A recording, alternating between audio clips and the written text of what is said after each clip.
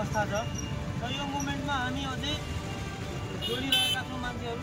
यो movement Gen Z movement मात्र नभएर सम्पूर्ण देशवासी, सम्पूर्ण युवा, सम्पूर्ण उमेर समूहका मान्छेहरूको आन्दोलन हो। किनभने यो देश नै धरातलमा छ, अहिले देश नै अब कोल्याप्स हुने अवस्थामा छ।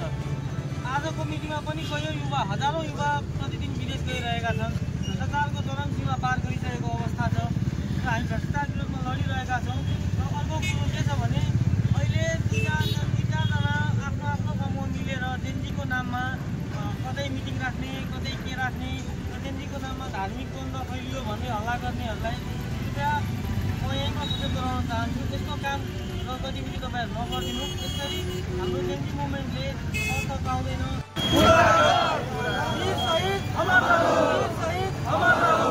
र सबैलाई स्मरण रहोस्। म एउटा कुरा यहीँमा जानकारी गराउन चाहन्छु, जेन्जीको नाममा कुनै पनि किसिमको राजनीति नहोस्।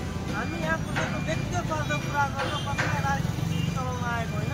हामी समाज र देशलाई सुधार्न र सुशासनको स्थापना गर्नलाई यो मुभमेन्ट चलाएका हौँ। धन्यवाद। अहिले जुन पार्टीहरूले पनि जस्तै जनमतको पनि अस्ति हेर्न पाइयो, जनमत जेन्जी भनेर विभिन्न पार्टीहरूले पनि आफ्नो आफ्नो सङ्गठनहरू विस्तार गरिरहेछ नि। म यसमा एउटा कुरा चाहिँ के जोड्न चाहेँ भने विद्यार्थी सङ्गठन नेपालमा छन्, धेरै विद्यार्थी सङ्गठनहरू छन्। सबैको चुनाव हुँदै तर विद्यार्थी मोर्चा उनीहरू बोलेनन्। र अब यो जेन्जीको कस्तो भइदियो भने अहिले डाइरेक्ट जेन्जी जो सुरुदेखि आएको थियो ऊ हराउँदै गयो र अब जेन्जीको नाममा राजनीतिक पृष्ठभूमि तयार गर्ने व्यक्तिहरू आउँदै गए र यो कुराबाट हामीले चाहिँ सावधानीपूर्वक यसलाई ह्यान्डल गर्नुपर्छ। र यसमा चाहिँ के हुँदै गयो यिनीहरू पनि विभिन्न व्यक्तिहरू अब जेन्जीको नाममा दुई चारजना जोड्दै अब जेन्जी मुभमेन्टमा फुट हाल्न खोजिरहेका छन्।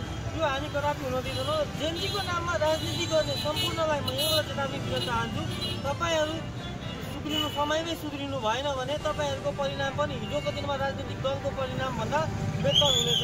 यो कुरा कृपया तपाईँहरूले यहीँबाट वार्निङ नै लिनु होला। धन्यवाद।